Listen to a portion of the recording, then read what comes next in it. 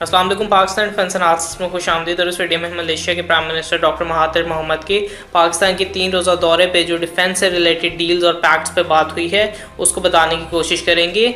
उसके अलावा पाकिस्तान के स्पेस प्रोग्राम में रिसेंटली जो डेवलपमेंट देखने को मिली है और जो स्टेप्स उन्होंने लिए हैं उसके बारे में आपको बताएंगे। और लास्टली पाकिस्तान के ऑयल और गैस रिजर्व्स के हवाले से जो फॉरेन कंपनीज़ और पाकिस्तान की कंपनीज़ एक्सप्लोरेशन कर रही हैं तो उसकी न्यूज़ आपको देने की कोशिश करेंगे। तो चलिए शुरू करते हैं।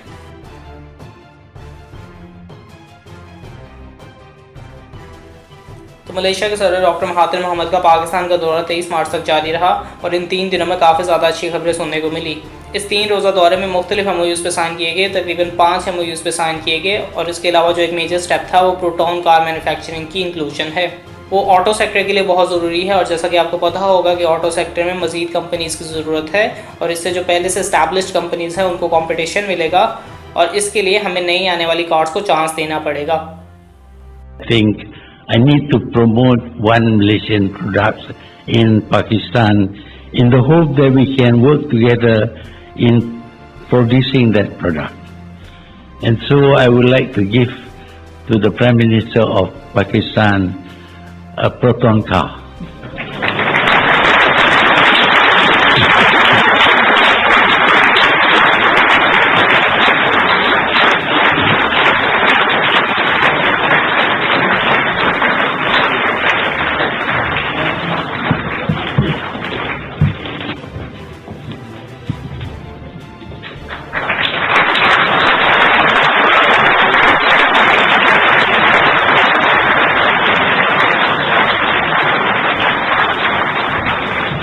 खैर, इस पर्टिकुलर न्यूज़ में हम पाकिस्तान और मलेशिया की डिफेंस में कॉपरेशन के बारे में बात करेंगे।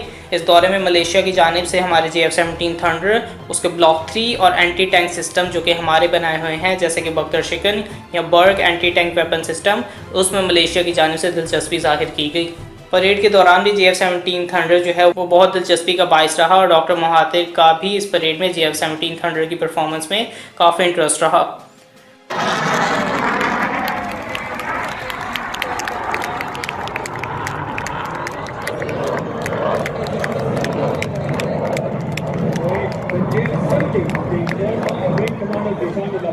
From number 16 Squadron, and after completing the IV turn, the aircraft will proceed towards the left side of the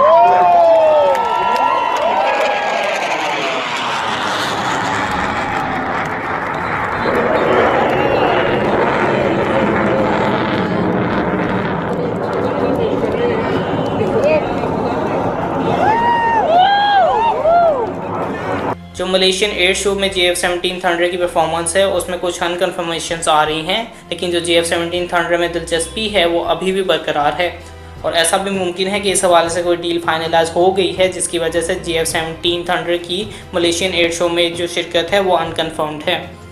लेकिन अगेन ये जो अनकन्फर्म न्यूज़ है इसका कोई रिलायबल सोर्स नहीं है और पाकिस्तान के फाइनेंशियल मिनिस्टर असद उमर ने मलेशियन एयर शो में पाकिस्तान के JF-17 थंडर की परफॉर्मेंस के बारे में जिक्र किया है, तो इसको अभी हम अनकन्फर्म्ड की कैटेगरी में ही डालेंगे। खैर, परेड के फ़ौरन बाद जो है उनको JF-17 थंडर पे ब्रीफिंग दी गई जब वो नूर खान एयरबेस से मलेशिया के लिए रुखसत होने वाले थे। JF-17 थंडर के हवाले से उनको एविएशन जैकेट और कैप भी दी गई। जो डॉक्टर महातिर मोहम्मद की जानिब से उनकी लोकल न्यूज़ के लिए प्रेस कॉन्फ्रेंस की गई थी जिसमें वो JF-17 थंडर से काफ़ी इंप्रेस हुए थे और उन्होंने उस प्रेस कॉन्फ्रेंस की डिटेल में तीनों एरियल परफॉर्मेंस जो कि 23 मार्च की परेड में हुई थी उनको डिस्कस किया था। आप उनके ऑफिशियल फेसबुक पे जाके इसके हवाले से सुन भी सकते हैं। तो जो डॉक्टर महातिर मोहम्मद की जानिब से इन तीनों एरियल परफॉर्मेंसेस पे डिस्कशन की गई है और जो मेरा तज्जिया है उसके मुताबिक जो अर्ली ब्लॉक्स है JF-17 थंडर के उसके हवाले से अभी शायद कोई प्रॉपर डील साइन ना की गई हो, लेकिन ब्लॉक 3 के हवाले से ऐसा कहा जा रहा है कि शायद वो उनके एक MiG-29 के स्क्वाड्रन को रिप्लेस करेगा। चूँकि जो MiG-29 है उसकी मेंटेनेंस कॉस्ट जो है वो काफ़ी ज़्यादा है। सिर्फ एक जो मसला इसमें मलेशियंस को लग रहा है वो क्लिमोव RD-93 का इंजन है और जिसकी मेंटेनेंस में उनको पहले मसला रहा है और वो चाहते हैं कि जनरल इलेक्ट्रिक्स का 414 इंजन जो है वो उसके साथ अटैच हो जाए, लेकिन वो जो जनरल इलेक्ट्रिक्स का इंजन है वो अमेरिका की स्टेट पे मुनहसर है। उसकी कंपनी के बजाय अगर उनकी स्टेट की जानिब से कंफर्मेशन मिल जाएगी तो आई एम श्योर कि जनरल इलेक्ट्रिक का जो इंजन है वो JF-17 की एयर फ्रेम में कुछ मॉडिफिकेशन करके अटैच किया जा सकता है। बाकी जो एंटी टैंक वेपन सिस्टम है उसमें बख्तर शिकन है और बर्ग एंटी टैंक वेपन सिस्टम है, जिनमें से एक लिया जाएगा तो देखते हैं कि इस डेवलपमेंट में आगे जाके क्या फर्दर प्रोसीडिंग्स होती हैं। लेकिन आगे जैसे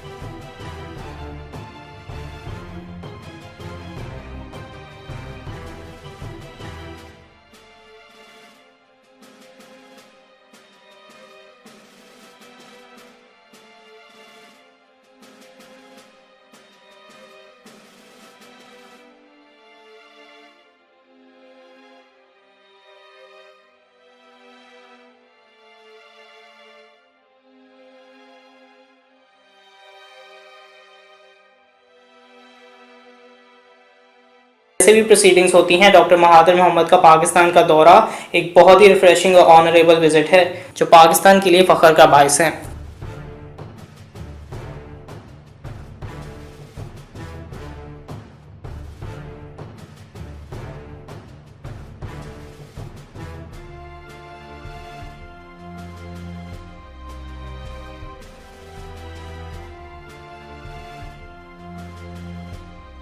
पाकिस्तान के स्पेस प्रोग्राम के हवाले से कुछ न्यूज़ आ रही है और जो आज से कुछ अर्सा पहले इस चीज़ को बताया गया था कि 2022 के अराउंड पाकिस्तान अपना पहला एस्ट्रोनॉट जो है वो खला में भेजेगा, तो अब इसको एक टॉप ऑफिशियल की जानिब से फिर से कंफर्म किया गया है। इसके हवाले से बताया जा रहा है कि पाकिस्तान की स्पेस एजेंसी यानी स्पार्को जो है वो स्पेस रिलेटेड एक्टिविटीज़ में कोलैबोरेशन के लिए यूएई के साथ ऑफिशियल टॉक्स कर रहा है। कुछ दिन पहले स्पेस से रिलेटेड एक बड़ी कॉन्फ्रेंस जो है वो यूएई में मुनक्किद की गई थी, जिसे ग्लोबल स्पेस कांग्रेस कहा जाता है।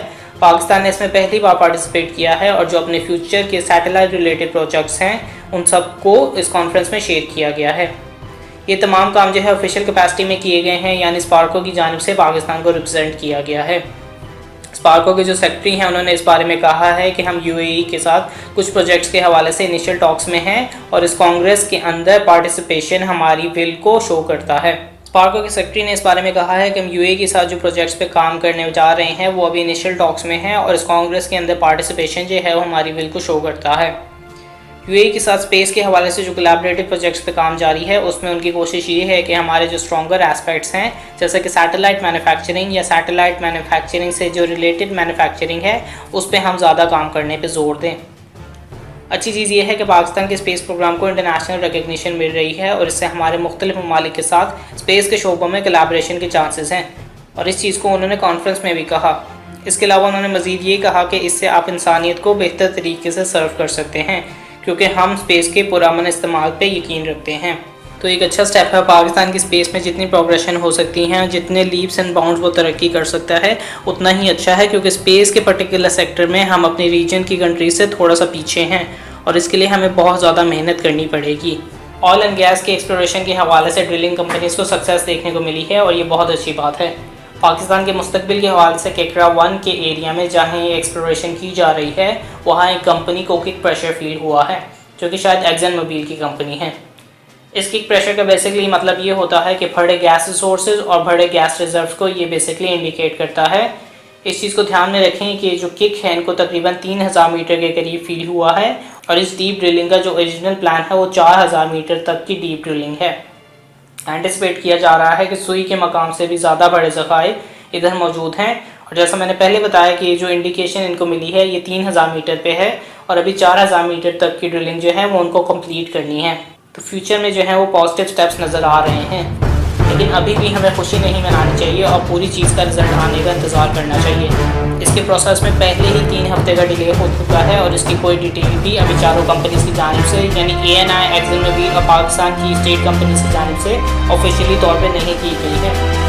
तो ये बात ठीक है कि इसकी चांसेस ज़्यादा हैं, लेकिन हमें अभी भी फिंगर्स क्रॉस रखनी चाहिए।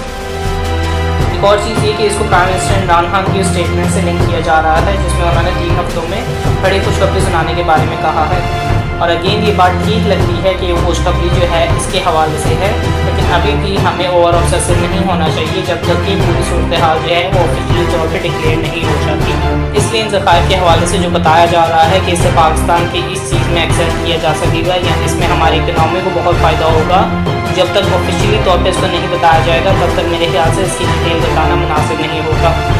लेकिन आगे जाके जो भी होता है हम उम्मीद करते हैं कि जल्द ही पाकिस्तान अल्लाह ताला की इन नेमतों से मुस्तफ़ीद होगा और 23 मार्च की मुनासबत से आने वाले मुस्तकबिल में हम तरक्की, अमन और खुशहाली की मंजिलों को आगे बढ़ के हासिल करेंगे।